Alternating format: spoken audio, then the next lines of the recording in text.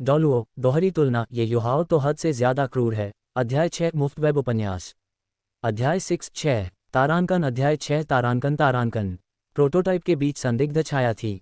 शुरुआत में जब फिल्म आई तो लोगों ने हुओ युहाओ की छवि की तीखी आलोचना की, लेकिन ऊपर स्क्रीन पर चित्रों के स्थिर परिवर्तन से लोगों द्वारा समानांतर हुओ युहाओ के प्रति समर्थन धीरे धीरे कम हुआ और उनके बारे में उनकी समझ और अधिक गहरी हो गई। पता चला कि वह धीरे धीरे नहीं था कि सियाओ वू ने पहले कहा था। इसके विपरीत उनकी हड्डियां बेहद सख्त हो गईं। उन्होंने अपमान सहना कर सकते थे और अपने विरोधियों का स्वागत कर सकते थे। ऐसा उन्होंने दुनिया के सहयोगियों से बेखौफ अभिनय किया था, जबकि उस पर उनकी मां को धमाके का झटका भी लगा था। और यह सब सिर्फ बदला लेने के लिए किया गया था। ये सब सिर्फ इसलिए ताकि भविष्य में वह अपनी मां को ड्यूक के महल से दूर ले जा सके। इसलिए इस समय ऊपर स्क्रीन पर युहाओ द्वारा दिए गए कार्य को देखने के बाद कई आत्मा गुरुओं को अपराधबोध हुआ। हाँ, उनमें से कितने लोगों ने अभी अभी हुआ युहाओ को गलत समझा था। उन्होंने तो उसे बुरी तरह डांटा भी, लेकिन अब उन्हें पता चला कि उन्होंने गलत व्यक्ति को डेट किया था। इसलिए उस समय सभी को बहुत शर्मिंदगी महसूस हुई। दूसरी ओर हुआ युहाओ भी राहत महसूस कर रही थी। हुआ युहाओ तो सच कुछ इस तरह का है, ऐसा लगता है कि मैंने समान दुनिया में भी अपनी मां के साथ विश्वास नहीं किया। वांग डोंग एर, जिस व्यक्ति पर मैंने हमेशा भरोसा किया है, उसकी यही उम्मीद थी। युहाओ अभी भी वही युहाओ है। वांग कियू एर, नहीं, वहाँ का युहाओ यहाँ के युहाओ से कहीं अधिक जानना है।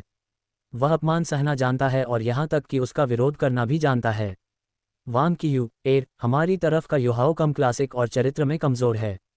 हुओ युहाओ, हालांकि वह इसे खंडित करना चाहती थी, उसने इस बारे में ध्यानपूर्वक सोचा और महसूस किया कि वह स्वयं भी एक जैसी ही प्रतीत होती है।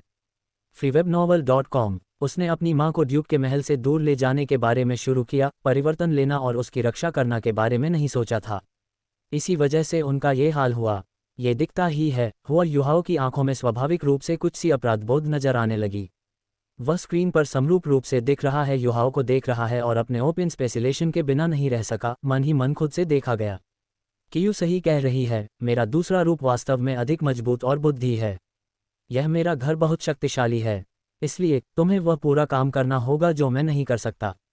तुम्हें मां को ड्यूक के महल से सुरक्षित बाहर निकालना होगा। यह मताधिकार। हुआ युहाओ ने अपनी मुट्ठियां भींच लीं। दूसरी ओर बीबी डोंग ने चैट रूम में फिर से शियाओ वू को टैग करना शुरू कर दिया। बीबी डोंग शाओ वू, क्या अभी किसी ने यह नहीं कहा कि वह काया है? अब आप चुप क्यों हैं? शाओ वू, मुझे कैसे पता चल सकता है कि ऐसा कुछ हुआ ही नहीं? अभी अभी उन फिल्मों को देखने के बाद कौन ऐसा नहीं सोचेगा? बीबी डोंग, क्या संयोग है? मुझे तो नहीं पता। कियान रेनिक्सयू, क्या संयोग है? मैं भी नहीं। शाओ वू, तीसरे भाई, कृपया कुछ बोलिए, वे मुझे तंग कर रहे हैं। इस समय तांग सान के पास चैट रूम में चल रहे तमाशे पर ध्यान देने का समय नहीं था। यहाँ तक कि वह भी पैरेलल हुआ युहाओ के कारनामों को देखने के बाद उससे प्रभावित हो गया था। लेकिन ये जश्न मनाने लायक बात नहीं थी। इसके विपरीत वह भौहें चढ़ाए बिना नहीं रह सका और मन ही मन सोचने लगा, इस समानांतर दुनिया में हुआ युहाओ यहाँ वाले से कहीं अधिक बुद्धिमान और धैर्यवान है। तो क्या मैं समानांतर दुनिया में इस बच्चे को संभाल सकता हूँ? इसमें कोई समस्या नहीं होनी चाहिए, है ना? दूसरी ओर यान शाओजे के मन में भी यही विचार थे। उसने मन ही मन सोचा, इस समानांतर दुनिया में हुआ युहाओ को मूर्ख बनाना आसान नहीं है। क्या समानांतर दुनिया में भी मैं उसके लिए वो बड़े बड़े केक बना पाऊंगी? क्या ये बच्चा इस पर विश्वास करेगा? इससे निपटना बहुत मुश्किल है। सभी लोग अपने अपने विचारों में मग्न होकर आकाश में उस दृश्य को देखते रहे और स्क्रीन पर तस्वीर लगातार चलती रही। समय बीतता रहता है। इसके बाद हुआ युहाओ ड्यूक के महल में अपमान सहते हुए रहने लगी। उनके प्रयासों से उन्होंने डचेस का विश्वास हासिल कर लिया। धीरे धीरे डचेस ने उसके अभिनय कौशल के कारण उसके प्रति अपनी सतर्कता कम कर दी। वह तो उसके बारे में बहुत अच्छी राय रखने लगी थी, क्योंकि हुआ युहाओ बेहद उपयोगी था। उसे डचेस की आदतों की बहुत अच्छी समझ थी। वर्षों के अवलोकन के बाद उसे ड्यूक के महल में डचेस को सबसे अच्छी तरह समझने वाला सेवक कहा जा सकता था। जिन कामों के लिए डचेस को अन्य नौकरों को कई बार याद दिलाना पड़ता था, उन्हें हुआ युहाओ ने त्रुटिहीन रूप से पूरा किया। उन्होंने डचेस की बिना कुछ कहे ही उनकी आराम से सेवा की। परिणामस्वरूप समय के साथ हुआ युहाओ ने स्वाभाविक रूप से डचेस का स्नेह प्राप्त कर लिया और उसकी पसंदीदा नौकरानी बन गई। यद्यपि हुआ युहाओ अभी भी ड्यूक के महल में एक नौकर था, लेकिन नौकरों के भी अलग अलग स्तर होते थे। इसलिए हुआ युहाओ ने हुआ यून की गुप्त रूप से देखभाल करने के लिए अपनी शक्ति का उपयोग करना शुरू कर दिया। बेशक हुआ युहाओ द्वारा हुआ यून एर को सार्वजनिक रूप से धमकाया जाना जारी रहेगा, लेकिन अब हुआ युहाओ के संरक्षण में हुआ यून एर का जीवन पहले से कहीं बेहतर था। हुआ युहाओ, शाबाश, एक और मैं। उसकी देखरेख में उसकी माँ का जीवन बहुत बेहतर है। उसके मुकाबले मैं कितना बेकार हूँ। काश मैं पहले उसके जैसा होता। वांग डोंग, समानांतर दुनिया में युहाओ अद्भुत है, और यह मत भूलिए कि वह अभी भी बहुत छोटा है। अविश्वसनीय रूप से इतनी कम उम्र में उसके पास इतना बड़ा महल है। शाओ शाओ, खैर मैं तो उसकी उम्र में ये बिल्कुल नहीं कर सकती थी। वांग कियू, लेकिन मुझे हमेशा लगता है कि वह सिर्फ इसी से संतुष्ट नहीं है। मुझे लगता है कि वह कुछ योजना बना रहा है। दूसरी ओर बीबी डोंग ने फिर से निंगरोंगरांग को टैग करना शुरू कर दिया। बीबी डोंग एट निंगरोंगरांग, क्या तुमने देखा? 7 रत्नों वाली चमकदार टाइल संप्रदाय की छोटी राजकुमारी, केवल एक सच्ची शक्तिशाली व्यक्ति ही अपने जीवन को नियंत्रित कर सकती है। निंगरोंगरांग, क्या वह अभी भी ड्यूक के महल में नहीं है? ये तो बस इतना ही कहा जा सकता है कि यह मूल दुनिया से थोड़ा बेहतर है, लेकिन ज़्यादा नहीं। बी डोंग, वह बाद में चले जाएंगे। उनके व्यक्तित्व के कारण वह यथास्थिति से सहमत नहीं होंगे। निंगरोंगर्ग, तो फिर देखते हैं। सभी लोग स्क्रीन को देख रहे हैं। इसी क्षण स्क्रीन पर उपस्थित हुआ युहाओं ने अंतिम कार्रवाई की। माँ, आज पूरे दिन ड्यूक के महल का पानी मत आधार। हुओ युहाओं ने हुओ यूनाए के लिए पानी की कुछ बोतलें ठीक कर उसके कमरे से चला गया। फिर वह रसोई में चला गया। ये सुनिश्चित करने के बाद कि किसी ने अपनी हरकतों पर ध्यान नहीं दिया, हुआ युहाओं ने पहले से तैयार होकर एक गोल ड्यूक के महल के पानी के कुंड में फेंक दिया। गोली पानी में गाढ़ी, रंगहीन और स्वादहीन, मानो कुछ हुआ ही न हो। लेकिन हुओ युहाओं ने ये सब करने के बाद एक अजीब सी मुस्कान और मुंह फेर लिया।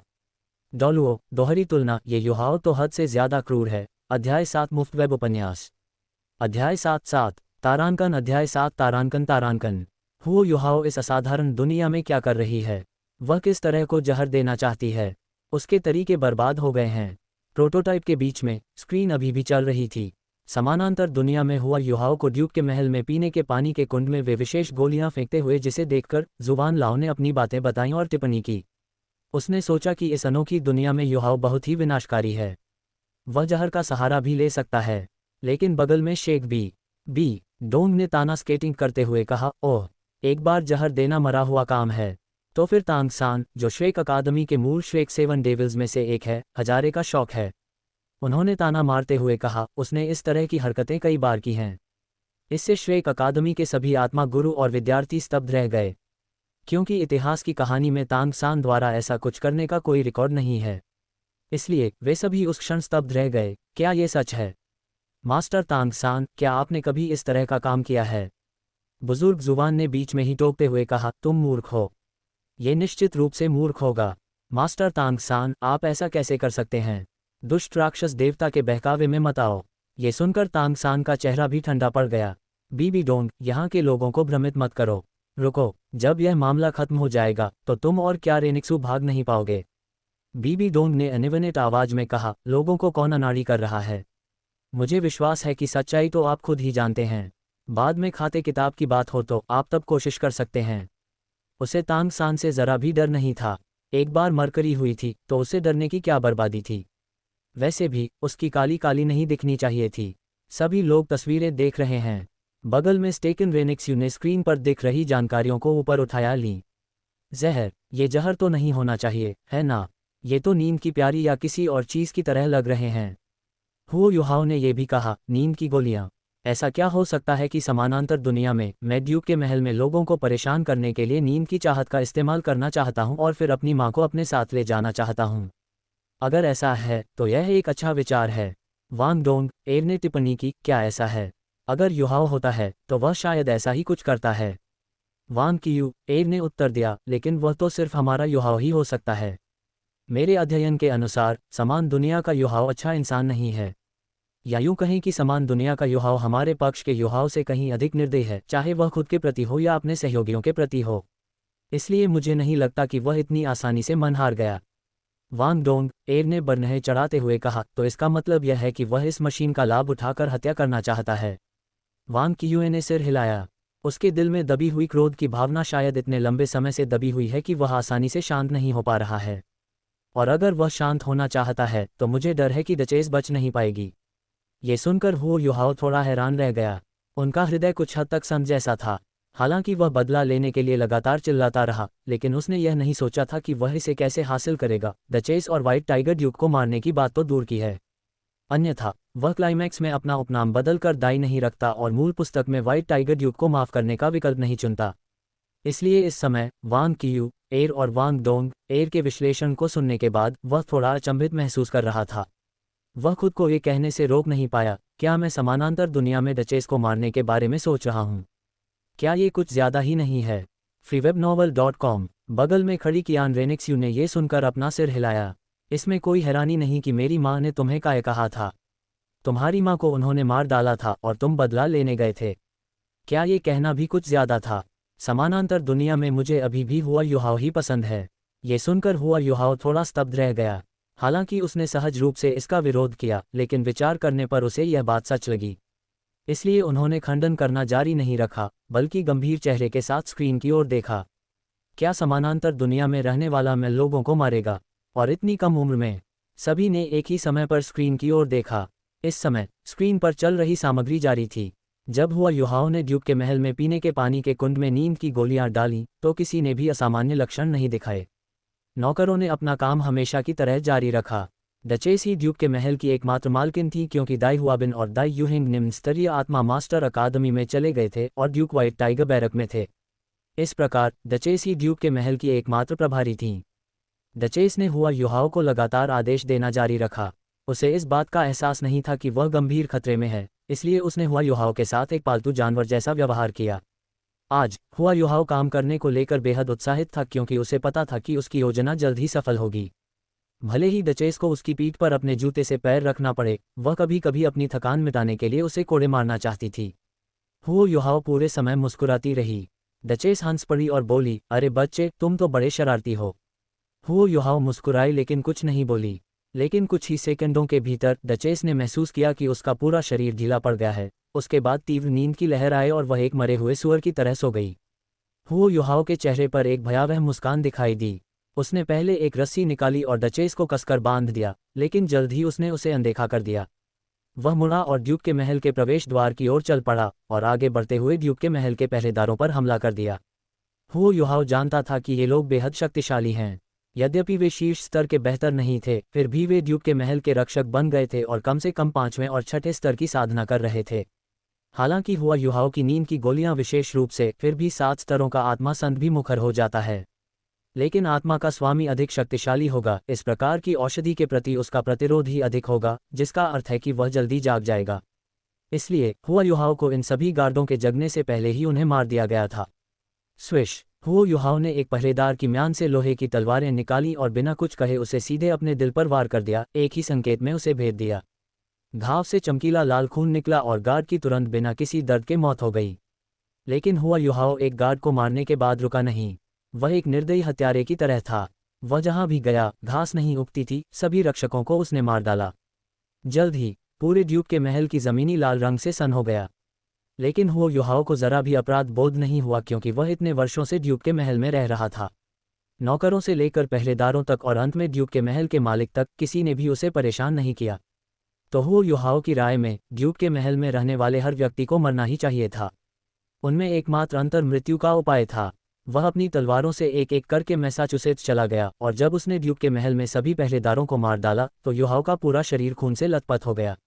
उसी क्षण ड्यूक के महल में अचानक बनी मछलियां से चौंक कर हुआ यूं एर अपने कमरे से बाहर निकली आई। खुद को रोकने के लिए नहीं, उसने बाहर की जांच की और उसने देखा कि युहाओ आखिरी गार्ड की हत्या कर रहा है। उस समय उनके चेहरे पर एक स्ट्रोलेस मुस्कुराहट थी। ओह, क्या तुम कर रहे हो? डॉलुओ, दोहरी तुलना, ये युहाओ तो हद से ज्यादा क्रूर है। अध्याय 8 मुफ्त वेब उपन्यास। अध्याय 8 तारांकन। अध्याय 8 तारांकन।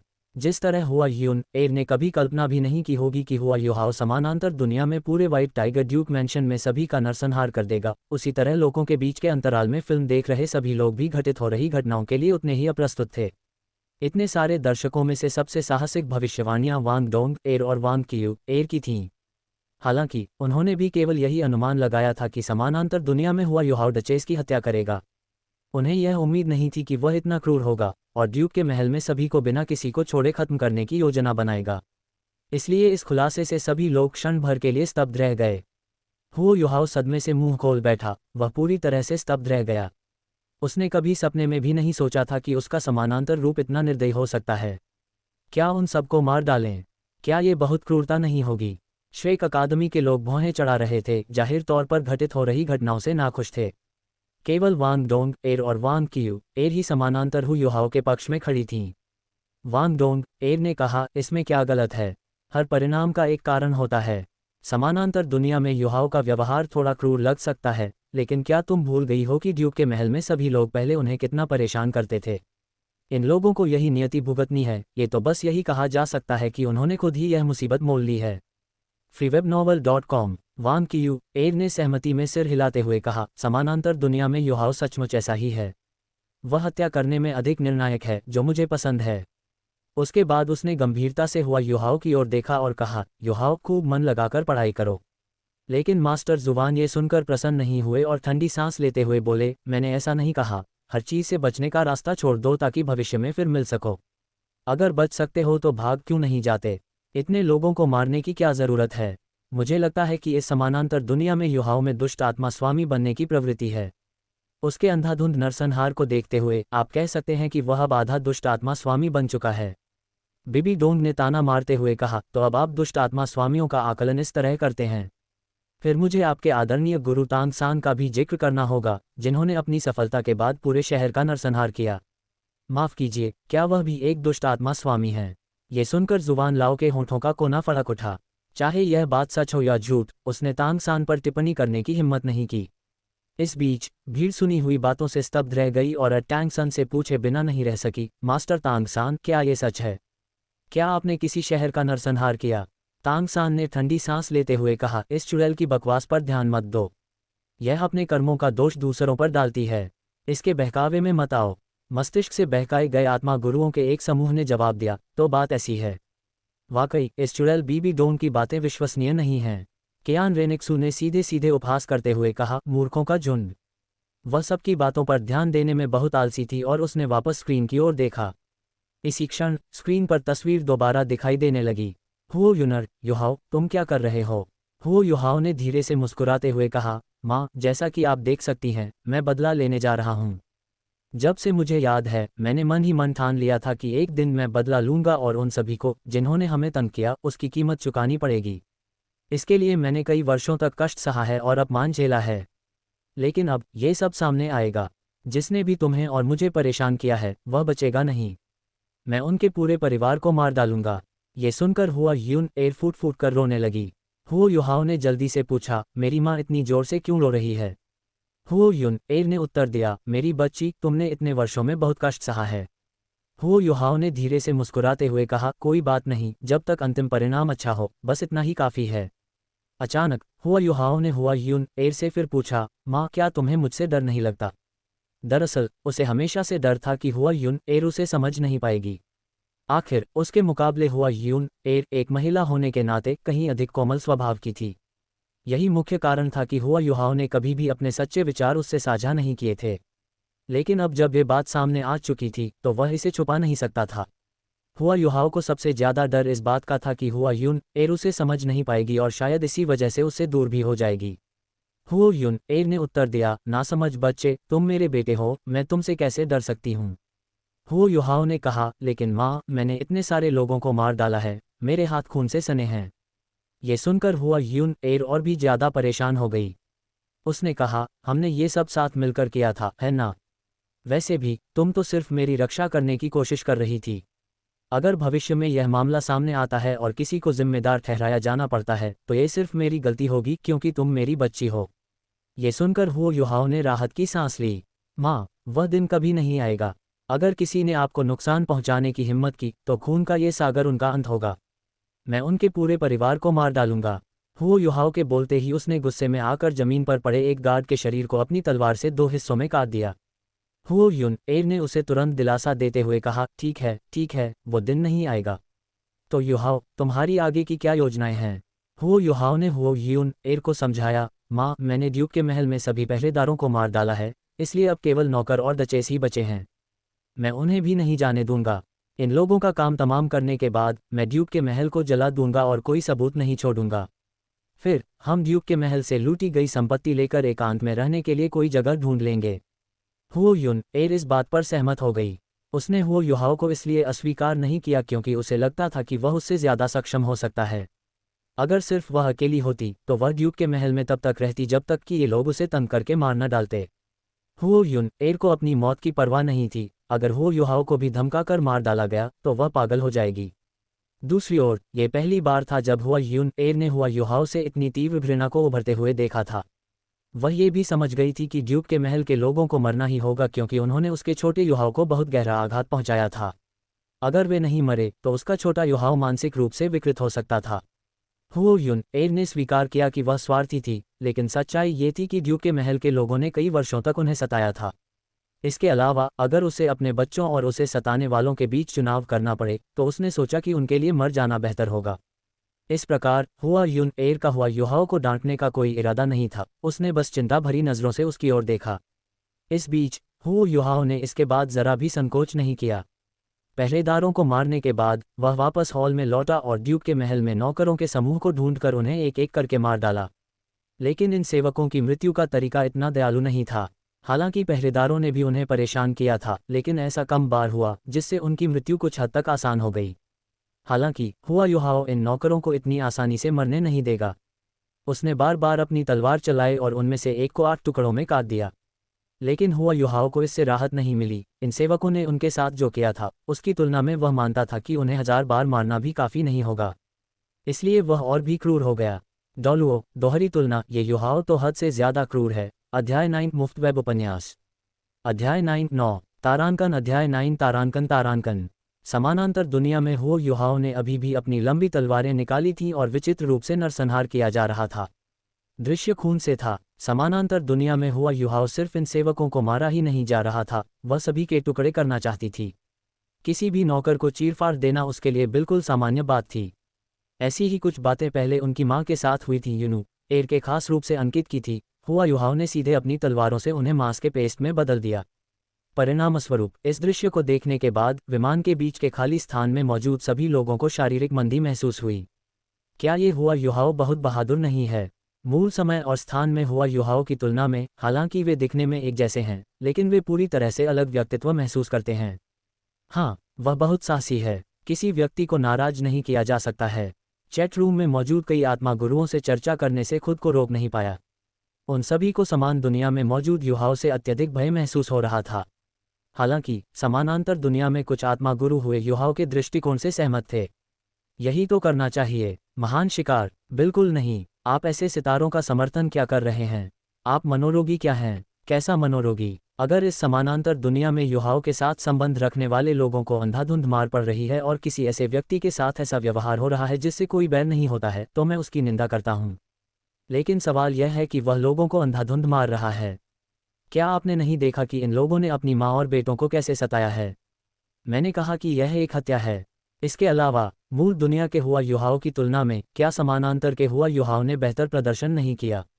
हालांकि यह थोड़ा कमज़ोर है, लेकिन वह अपनी माँ की रक्षा कर रही है और अपने दुश्मनों को अपने हाथों से मार रही है। क्या ये काफ़ी नहीं है? जिन आत्मा गुरुओं को ऐसा ही लगा, उन सभी ने युहाओं का समर्थन किया। हालांकि उसके तरीकों का कारण था, लेकिन आखिरकार उसके पास ही पीछे थे। उनका मानना था कि इस तरह का व्यवहार पूरी तरह से ठीक नहीं था। इसी बीच श्वेत बाघ ड्यूक का परिवार पीला पड़ गया था। इस समय सबसे अधिक लोकप्रिय डचेस ही थे। उसने लगभग कल्पना की थी कि भविष्य में समानांतर दुनिया में उनका क्या हाल होगा। सबसे सैद्धांतिक बात यह थी कि समानांतर दुनिया में मौजूद था युहाओ, हुआ युहाओ ही था, और जिस दुनिया में वह वर्तमान में रह रही थी वहाँ भी एक हुआ युहाओ मौजूद था। हालांकि उनका अतीत अलग अलग था, लेकिन इस बात का कोई मतलब नहीं था कि उनकी दुनिया का हुआ युहाओ भी राह पर उस पर हमला न कर दे। तब तक उसका काम खत्म नहीं हुआ। श्वेत बाघ ड्यूक भी कुछ इसी तरह सोच रहा था। समानांतर लोक में मौजूद हुआ युहाओ और अपने मूल लोक में मौजूद हुआ युहाओ दोनों को देखकर उसका डर बढ़ता जा रहा था। यहाँ तक कि दाई हुआबिन, जिसे पहले हुआ युहाओ को चिढ़ाने में हमेशा मजा आता था, समानांतर लोक के हुआ युहाओ की हरकतों को देखकर थोड़ा डर गया था। यह आदमी तो बिल्कुल पागल है। इस समय स्क्रीन पर तस्वीर चलती रही। हुआ युहाओ द्वारा सभी नौकरों को मार डालने के बाद वह अपनी मां को ड्यूक के महल के मुख्य हॉल में ले आया। इसी समय मेजबान डचेस को हुआ युहाओ ने कुर्सी से बांध रखा था। हुआ युहाओ उसे सीधे मौत के मुंह में भेज सकती थी, लेकिन वह ऐसा करने को तैयार नहीं था क्योंकि वर्षों से डचेस ने उसे और उसकी मां को अनगिनत शर्मिंदगी और पीड़ा दी थी। अगर वह इतनी आसानी से मर जाती तो यह उसके लिए बहुत दयालुता होती। तो हुओ युहाओ ने जानबूझकर उसे जगाया। उसने गंदे पानी से भरी एक बड़ी बाल्टी ली, डचेस का मुंह और नाक खोला और उसमें बेतहाशा पानी उड़ेल दिया। हालांकि डचेस पहले सो गई थी, लेकिन इतने गंदे पानी में भीगने के बाद वह जल्द ही दर्द से जाग गई। हुओ युहाओ को अविश्वास भरी निगाहों से देखते हुए उसने कभी कल्पना भी नहीं की थी कि वह इतना साहसी होगा। इसलिए उसने दांत पीसकर गुस्से से हुआ युहाओ को घूरा। पियो, इसे पियो। हुओ युहाओ ने एक ही मुक्के से डचेस के दांत तोड़ दिए, फिर उसका सिर मेज पर पटक दिया। जल्द ही उसका मुंह खून से भर गया। फिर उसने घबराकर एक बाल्टी पानी उसके मुंह में डाल दिया। बाल्टी खाली करने के बाद उसने बिना कुछ कहे डचेस के चेहरे पर एक थप्पड़ मार दिया। दशीन ने असहनीय दर्द से चीख मारी और गुस्से से हुआ युहाओ को घूरने लगी। कुत्ते, कमीने, क्या तुम्हें लगता है कि यह सब करने के बाद तुम यहाँ से जिंदा निकल पाओगे?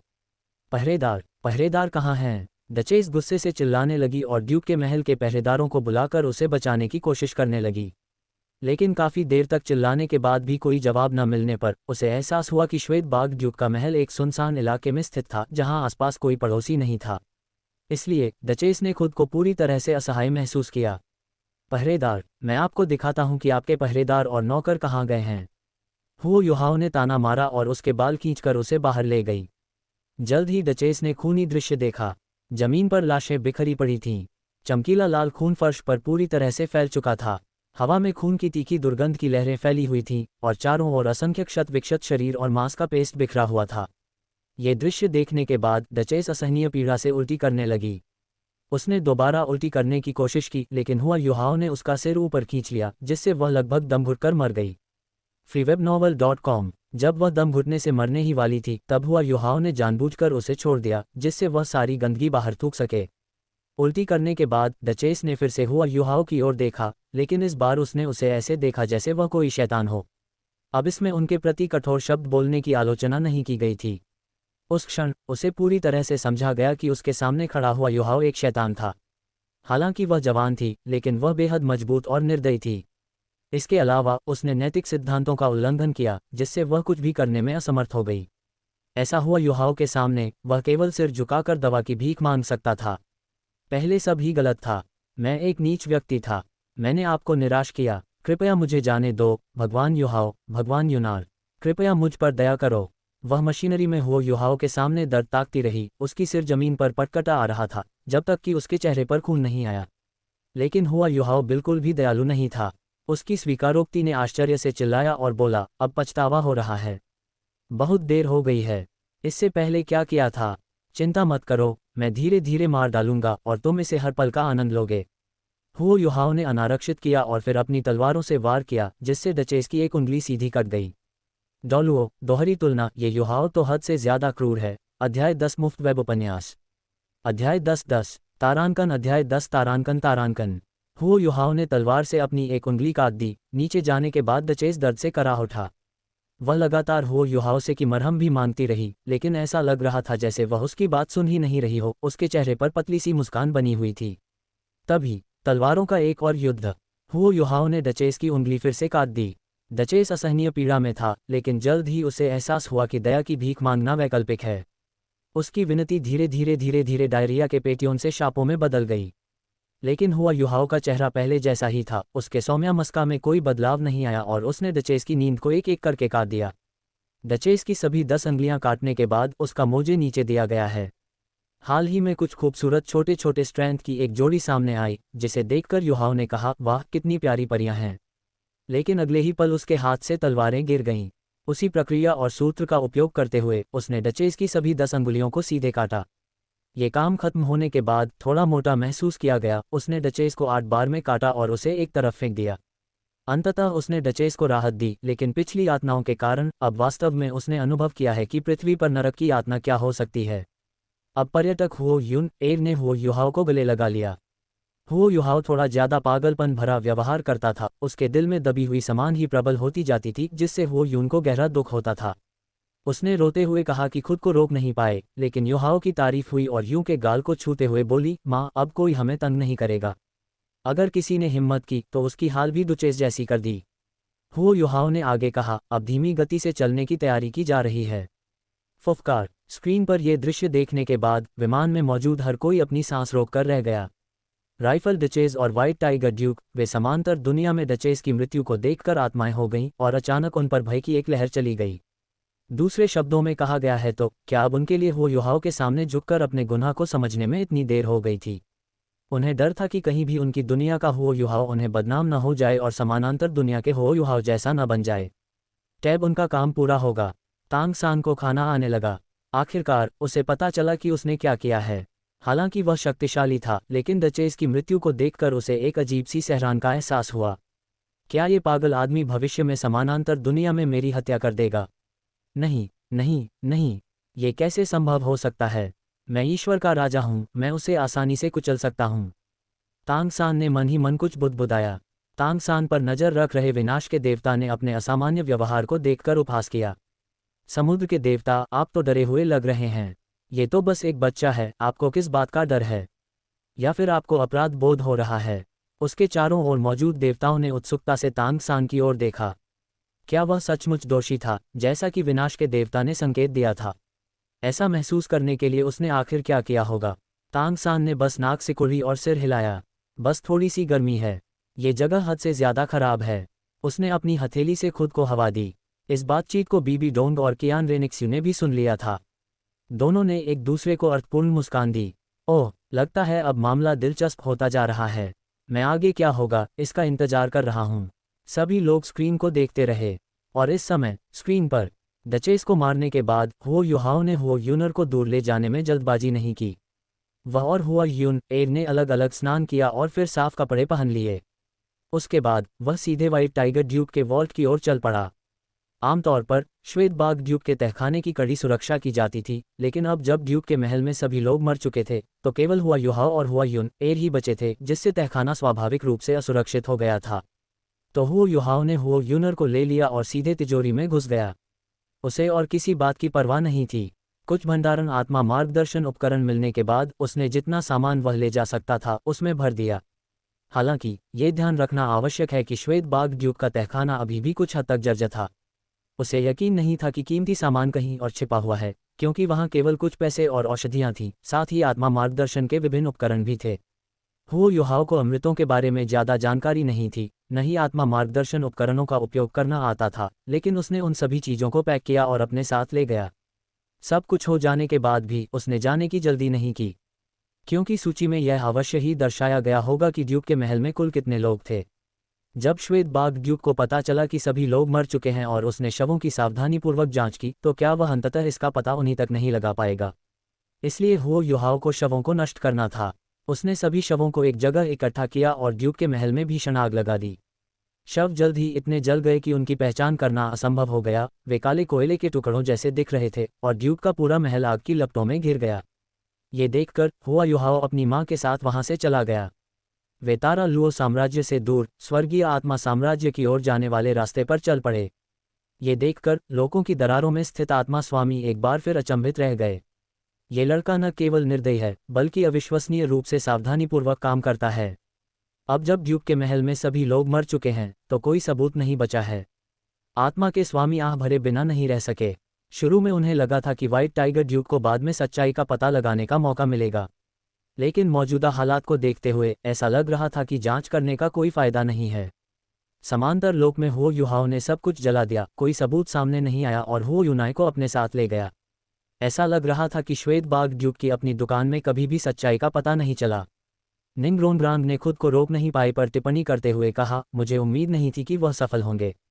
भले ही ये लड़का निर्दयी हो, लेकिन ऐसी दुनिया में जहां लिबरल फिल्म्स का शोषण होता है, वह निर्दयी कैसे बिना सफल हो सकता है? ये शतरंज खेलने वाला है। कियान रेनिक्स्यू ने आगे कहा, यह लड़का मुझे बहुत पसंद आया। वह दृढ़ निश्चयी और साहसी है। अगर मुझे वह शुरुआत में ही मिल गया तो बहुत अच्छा होगा। हुओ युहाओ भी इस दृश्य से मंत्रमुग्ध हो गया। पहले तो उसे लगा कि समांतर लोक में मौजूद हुओ युहाओ ने हद पार कर दी है, लेकिन चैट रूम में देवताओं के बीच हुई चर्चा के माध्यम से उन्हें अचानक पता चला कि उनके समानांतर रूप को कोई खास समस्या नहीं है। आखिरकार सारा इटली ड्यूक के महल में रहने वाले लोगों की गलती से ही शुरुआत हुई थी। सबसे महत्वपूर्ण बात यह थी कि समानांतर दुनिया में मां की मृत्यु नहीं हुई थी। इसके अलावा उसने अपनी दूसरी मदद से ड्यूक के महल से आरामदायक भाग निकाला और बहुत सारा धन जुटा लिया। शायद भविष्य में उसे खाने पीने की चिंता न हो, लेकिन उसका अपना क्या? सीधे शब्दों में कहें तो वह खुद को बेकार महसूस कर रही थी।